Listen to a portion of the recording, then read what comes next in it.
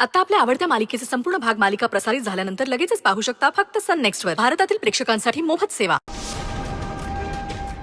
काय झालं? रिलॅक्स, शांत हो. इतकं काय झालंय की तू एवढा डिस्टर्ब झालायस? नाही, काय नाही. सॉरी. म्हणे I think you need rest. Take your time. आपण नंतर भेटूया. ये तुम्ही.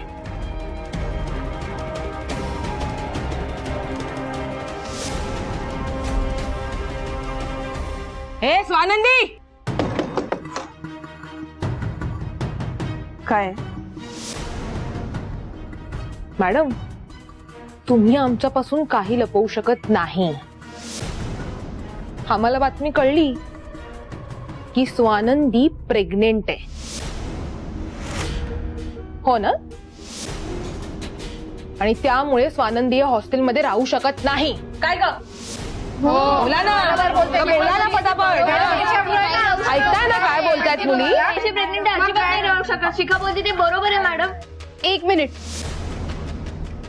स्वानंदी प्रेग्नेंट आहे ह्याचा तुमच्याशी काही संबंध नाहीये, कळलं शिखा?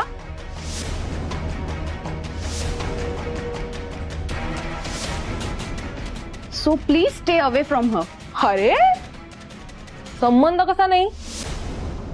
आमचे आई वडील आम्हाला इथे राहायला पाठवतात या विचाराने या हॉस्टेलमध्ये सभ्य आणि सुसंस्कृत मुली राहतात. आणि काय काय गावठी लग्न नाही झालं ना तुझं अजून? प्रेग्नेंट कशी राहिलीस ग? हा, लाज नाही वाटली तुला? शिखा, तुला किती वेळा सांगायचं, none of your business. Okay, so please. जेसी तू मध्ये मध्ये बोलू नको. हा, हे तोंड काळं करून चाललं का तुला? अगं बोला ना. तुझी लायकी आहे का इथे राहायची मुळात? चुप. बस. हा असा गोंधळ घालून तुम्ही हॉस्टेलची शांतता भंग करताय. प्लीज आपापल्या खोलीत जा. जाणार नाही, कोणी खोली जाणार नाहीये. आणि मॅडम मुळात ही अशी कॅरेक्टरलेस मुलगी या हॉस्टेलमध्ये राहतीये ना, हे नियमाच्या बाहेरचे. त्यामुळे तुम्ही या स्वानंदीला हॉस्टेलच्या बाहेर हकला. मॅडम बरोबर बोलतीये. मी या हॉस्टेलवर राहण्याच्या लायकीचीच नाहीये. मी जाते निघून.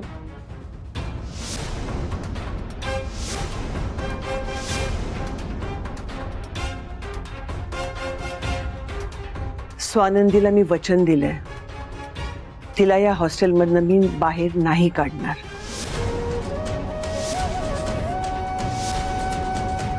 जे काही झालं त्यात स्वानंदीची चूक नाहीये आणि म्हणून मी तिला आधार द्यायचं ठरवलंय. या हॉस्टेलमध्ये चुकल्या माकल्या संकटात असलेल्या बऱ्याच मुली आल्या, त्यांना मी आधार दिलाय.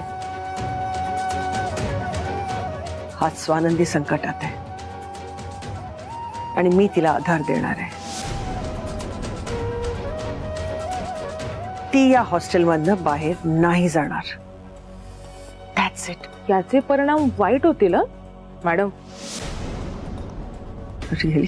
आणि हो, तुम्ही या हॉस्टेलच्या वॉर्डन आहात, मालक नाही. ही गोष्ट विसरू नका. चला ग.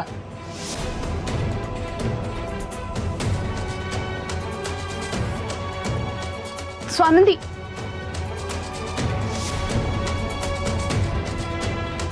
ही शिखा अशी ऐकणार नाही.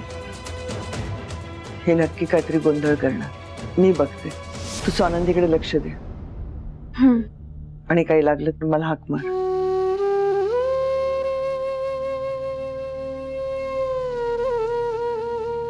स्वानंदी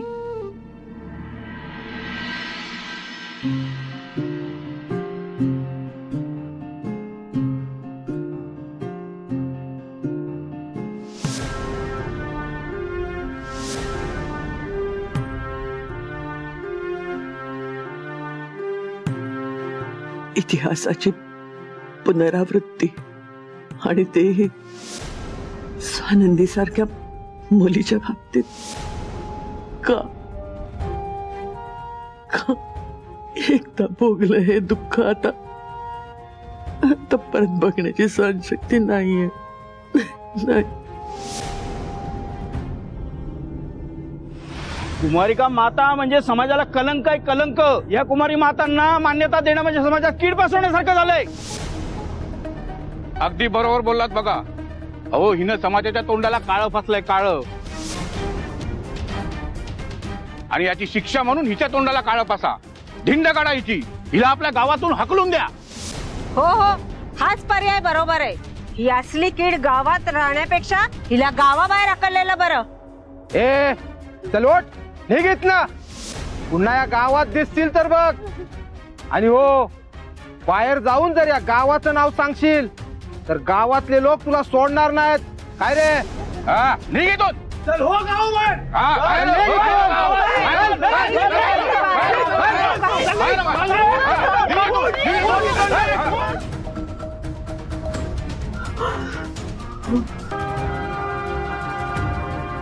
या मुलींनी एकदा पण विचार केला नसेल का ग माझा? यांनी तर बघितलंय ना मला.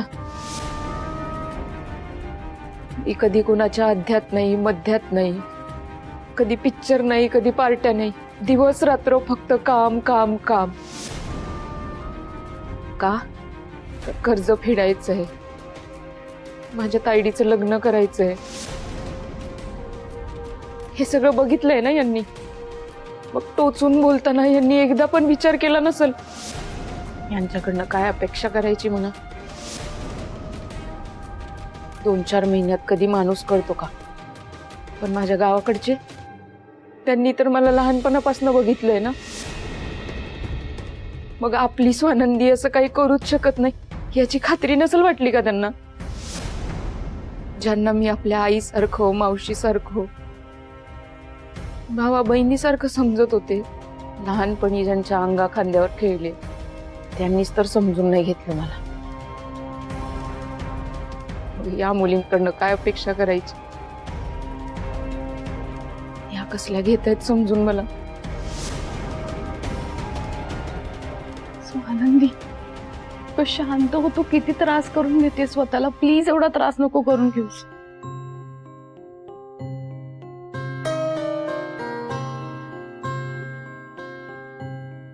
आता माझं मला काही वाटच ना जेसी.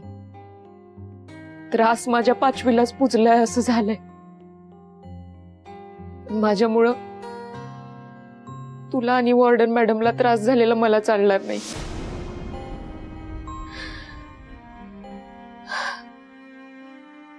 तुमचा आधार घ्यायला इथं आले होते, पण चारी बाजूनी दोरी कापलेल्या होडीसारखं झालंय माझं. मला माहितीये इथून पुढचा प्रवास लई खडतर असणार आहे माझ्यासाठी. आणि हा प्रवास मला एकटीलाच गाठायचाय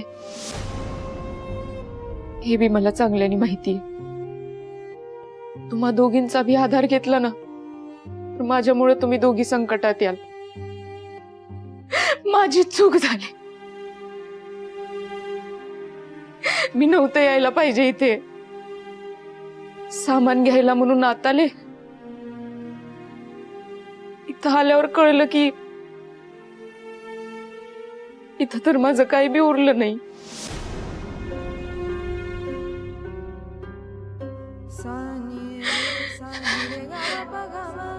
इथं माझं काहीच उरलं नाही. सगळं सामान सुमान घेऊन आपल्या माणसात गावाकडे गेले, पण त्याच आपल्या माणसांनी अंगावरच्या कपड्यावर मला हाकलून लावलं. खरंच माझं काही बी उरलं नाही ग. माझं असं इथं आपलं कोणी बी नाही. मी नाही राहणार जेसी इथे. मी नाही राहणार. स्वानंदी, स्वानंदी,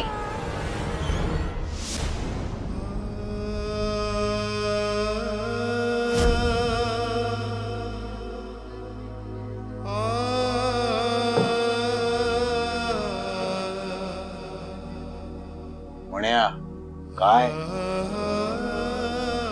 तू दारू पितोयस ऑफिसमध्ये? म्हणे आजपर्यंत मीही ऑफिसमध्ये दारू नाही प्यायलोय.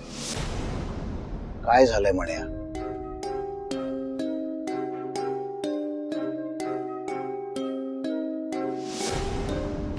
ते पैंजण कोणाचं आहे म्हण्या? म्हण्या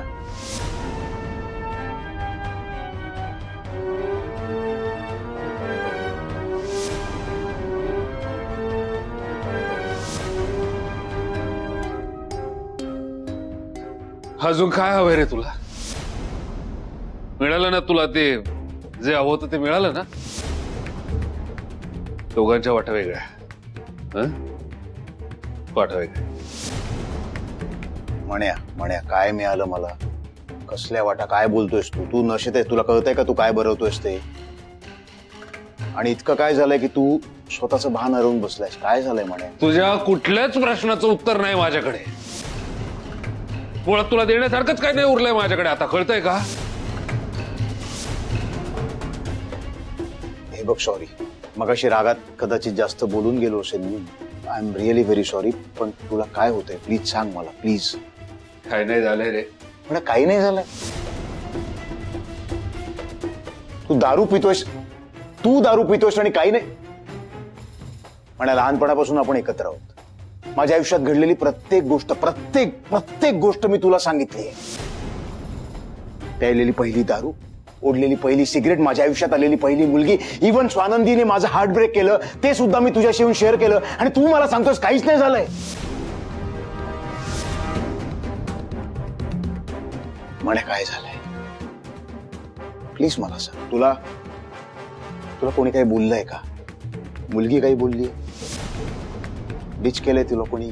तुझा हार्ट ब्रेक झालाय का? काय झालंय म्हणे? प्लीज सांग यार. तुला नाही कळणार सुजित. तुला हा कळणार नाही मी सांगूही शकणार नाही. प्लीज जा. ठीक आहे, ॲज यू विश. ठीक आहे.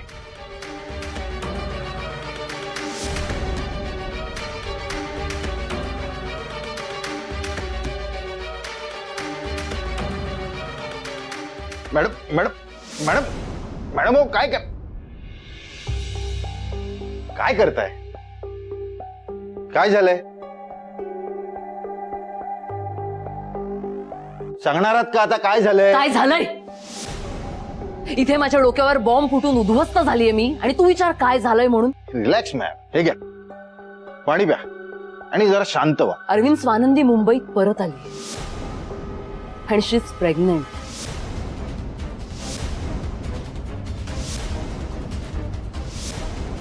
काय? हो.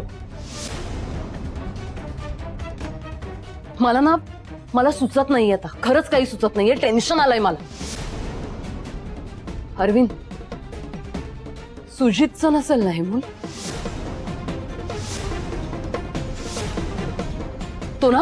तो वेडा झालाय तिच्या प्रेमात.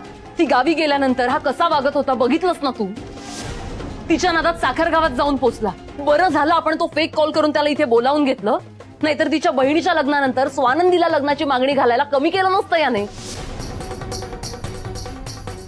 मला खरंच सुचत नाही आता काय. आता तू सांग काय करायचंय ते.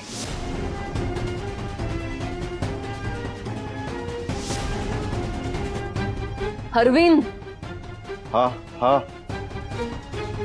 काय विचारते मी? काय करायचंय आता आपण?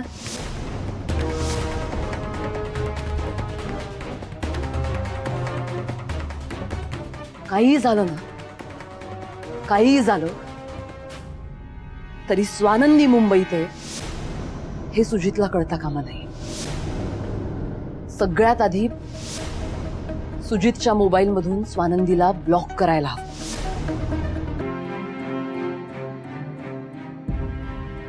का वागले स्वानंदी तू अशी? चांगला मित्र होतो ना मी तुझा. इतकी मोठी गोष्ट तू लपवून ठेवलीस माझ्यापासून. आणि मी तू माझ्याशी असं वागून माझी पावलं तुझ्याकडे सोडली जातात. हा बोलायचंय तुझ्याशी, जाब विचारायचा आहे तुला.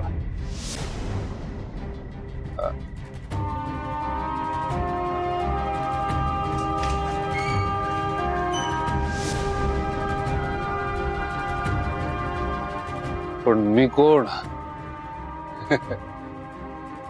मी कोण आहे स्वानंदीला जाब विचारणारा?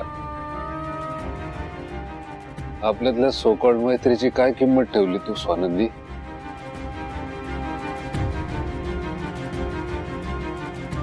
माझ्या प्रेमासारखी मैत्री एकांकीच होती, एकतर्फी.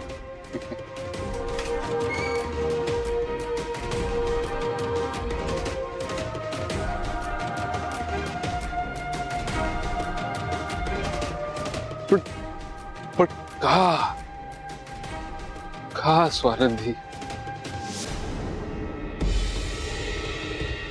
का नाही सांगितलंस तू? आपल्या मैत्रीच्या प्रेमाच्या नात्यापोटी तरी सांगायचंच ना. का नाही बोलली यार?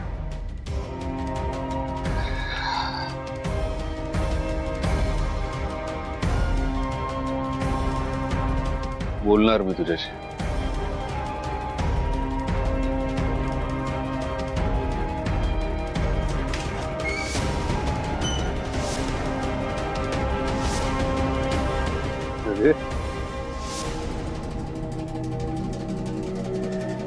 मनाविरुद्ध चाललं की पावलं अशी पडतात.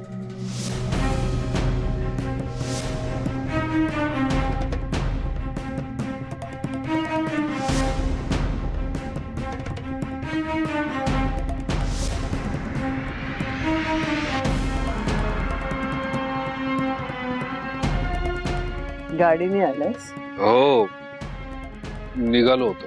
ड्रिंक अँड ड्राईव्ह कायद्याने अलाउड नाहीये, माहिती ना तुला. सॉरी.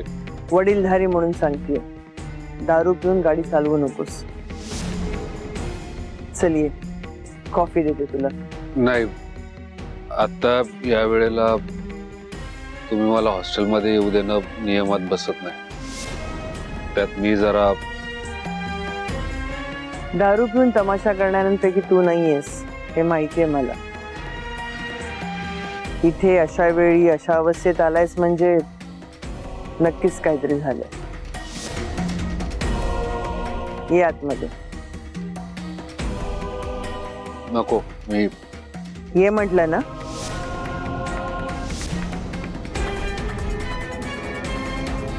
ये.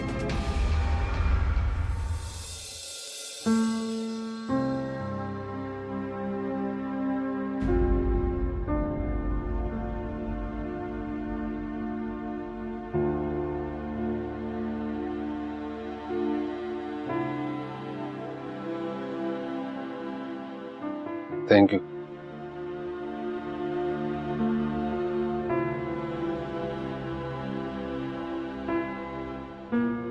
मला माफ. सॉरी, मी अशा अवस्थेत यायला नको होता.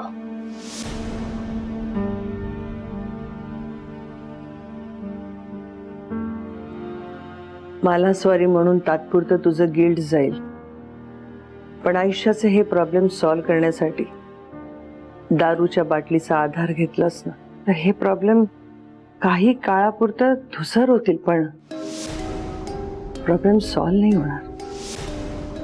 तुम्ही मुलांनी अजून आयुष्य बघितलंय कुठे रे? आता तर आयुष्याला सुरुवात झाली, अजून खूप आयुष्य काढायचंय. आणि आयुष्य म्हणजे सिनेमा नाही ना. कधी कुठलं संकट समोर येईल सांगता येत नाही. आणि हे जर असे शॉर्टकट काढले ना तर माणूस फक्त कमकुवत होत जातो आणि मग संपतो. मला माहिती आहे तुला वाटतंय स्वानंदीने तुझा विश्वास तोडला. तुझ्या मनाची घालमेल मी समजू शकते.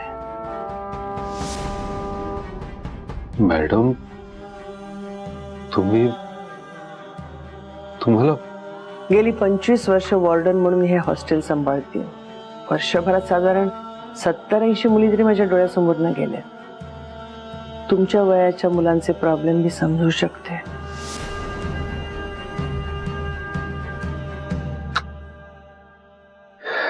नाही मॅडम, माझं चुकलं. मी तिला स्वानंदीला समजून घेण्यातच चुकलोय. मला वाटलं आमचं चांगलं मैत्रीचं नातं आहे, गृहीत धरलं मी.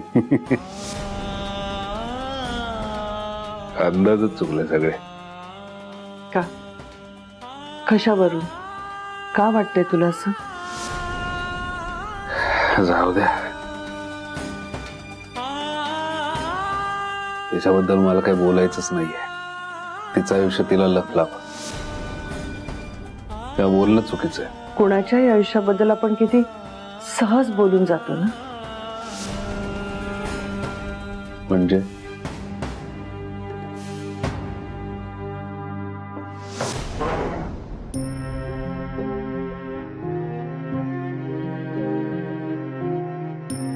मला इतकंच म्हणायचं की ह्या मुलाची मावशी कायम तुझ्या सोबत असणार आहे.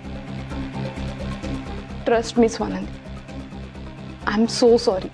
मी जे काही बोलले ते काळजीपोटी बोलले तुझ्या. प्लीज मला मिसअंडरस्टँड करू नकोस.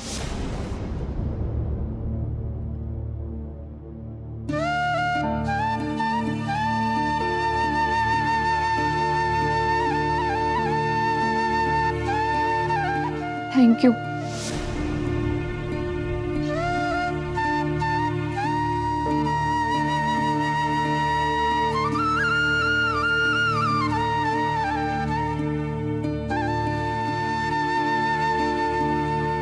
मला असं वाटतंय मागच्या जन्मी मी नक्की काहीतरी पुण्य केलं असणार, म्हणून मला एवढी काळजी करणारी तुझ्यासारखी मैत्रीण मिळाली. थँक्यू. असं उदास उदास थँक्यू नाही म्हणायचा. मला एकदम स्वानंदी स्टाईल मध्ये थँक्यू बोलायचं असतो.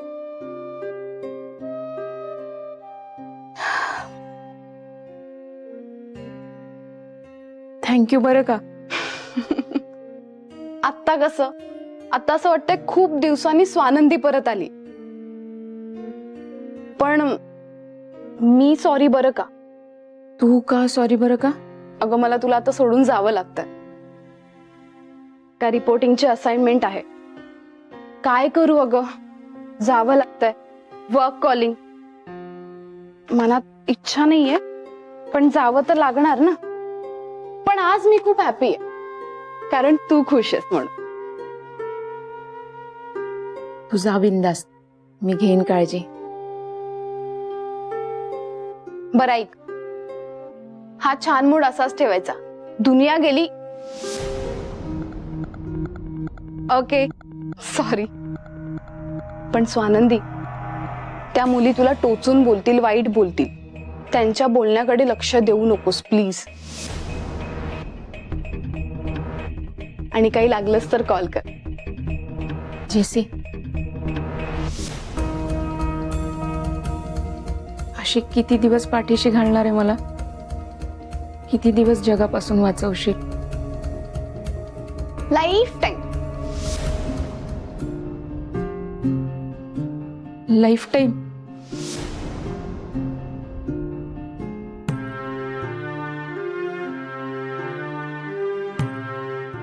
तुझे हे शब्दही माझ्यासाठी लई आहेत. तुझा बिंदास, नको काळजी करू. नक्की जाऊ. काळजी घे.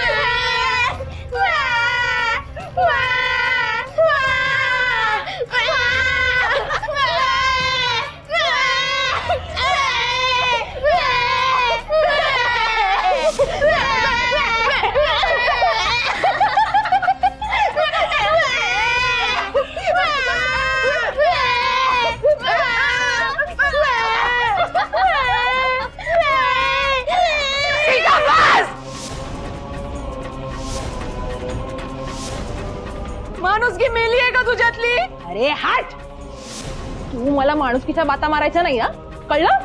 चल हा तिकडनं.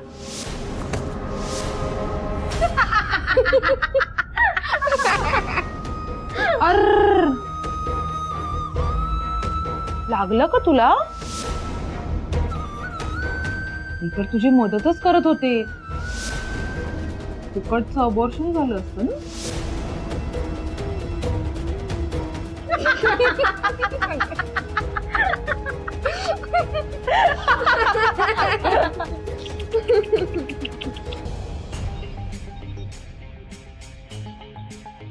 मावशी, हे स्वानंदीचं हॉस्टेल आहे. या गेटने तुम्ही आतमध्ये जा. तू नाही येणार आहेस? तू जर तिच्याशी बोललास तर बरं वाटेल रे तुला. नाही, मला जरा एक काम आहे. मी ते पहिले करेन. मी बोले नंतर तिच्याशी. चालते.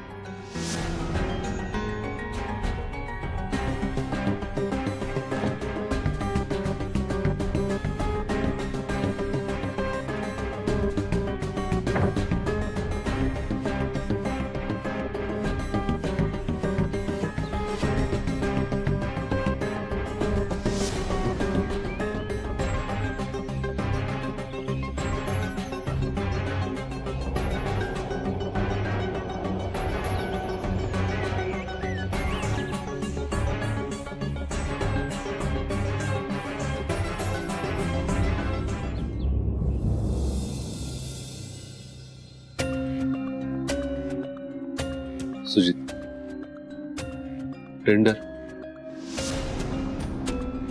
याच्यामुळेच माझी शोधाशोध चालली होती ना. हे टेंडर आपल्या कंपनीला मिळालं नाही म्हणून आपल्या कंपनीचं नुकसान झालं अशी चर्चा चालू होती. ज्याने जिंकलंय त्याच्याकडून त्याच अमाऊंट मध्ये डील क्रॅक केलंय. आणि माझ्यामुळे तुला साहेबांना जो काही त्रास झाला त्याबद्दल पुन्हा एकदा सॉरी. म्हणी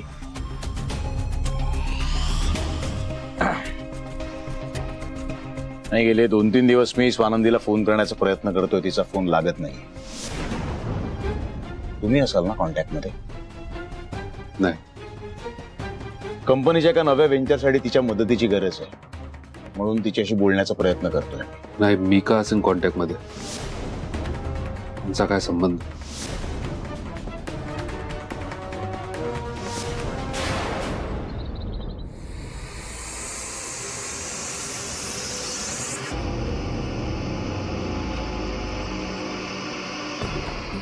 आई,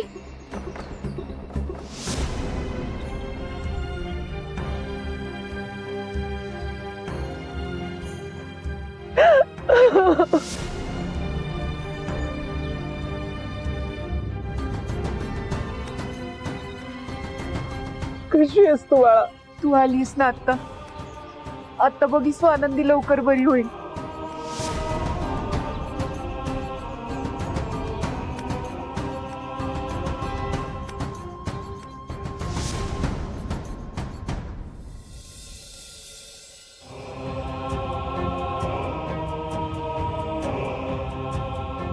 बास झालं स्वानंदी. आता तुझी शपथ आहे माझी. सांग, तुझ्या पोटातल्या बाळाचा बाप कोण आहे? शपथ सुटली म्हणाई.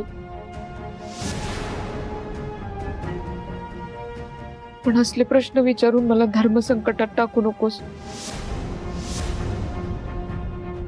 ग, लेकीच्या पोटात मूल वाढते आणि त्या बाळाचा बाप कोण आहे हा प्रश्न विचारणं म्हणजे धर्मसंकट वाटतंय तुला? पास झालं स्वानंदी. मला सांग, तुझ्या मित्राचं नाव काय आहे?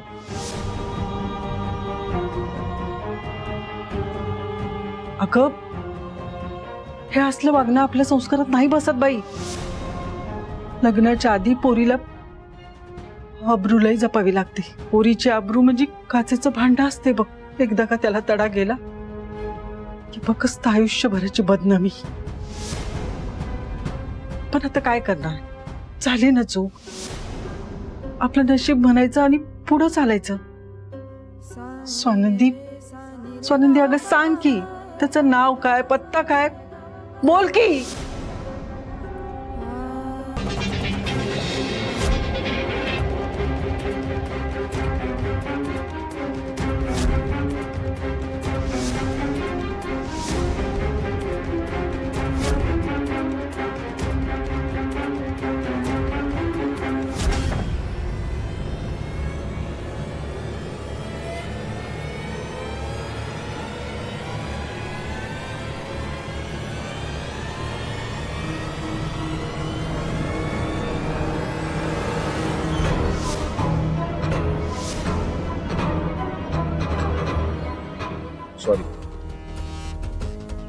मला वाटलं माझी मैत्रीण सॉरी.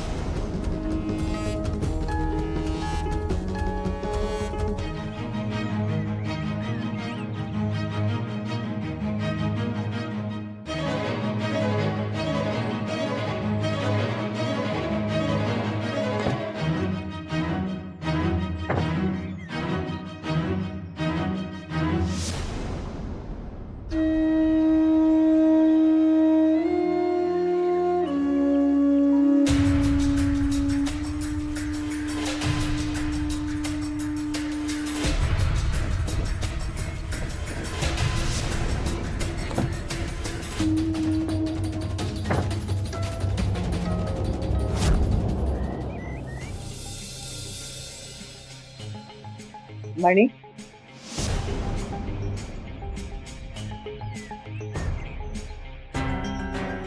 Good morning ma'am. स्वानंदीला भेटायला आलो होतो. तुम्ही मला समजावलं आणि मला माझी चूक कळली.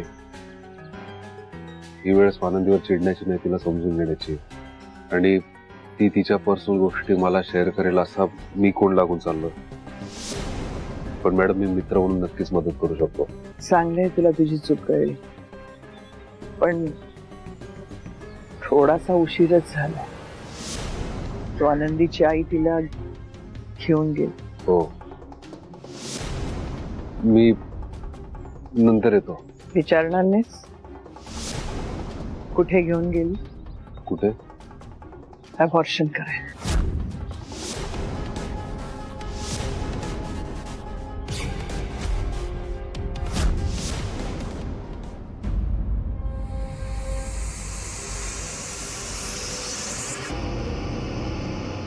आई, इथं का आलोय आपण? स्वानंदी, अगं जे घडले ते चुकीचं घडलं की नाही. आता पुढं काय करायचं ते ठरवायला नको का? म्हणून आलोय आपण इथं, कळलं? म्हणजे काय म्हणायचं काय तुला? स्वानंदी, तुझ्या भल्यासाठी, तुझ्या भविष्यासाठी आता हा निर्णय घेणं गरजेचं आहे. निर्णय? कसला निर्णय? आपल्याला हे बाळ पाडावं लागल.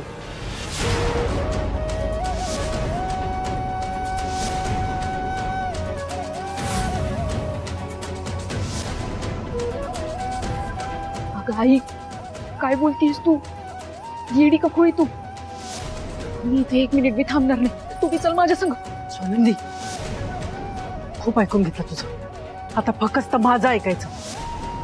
तुझ्या पोटात असलेलं बाळ जन्माला येऊ शकत नाही.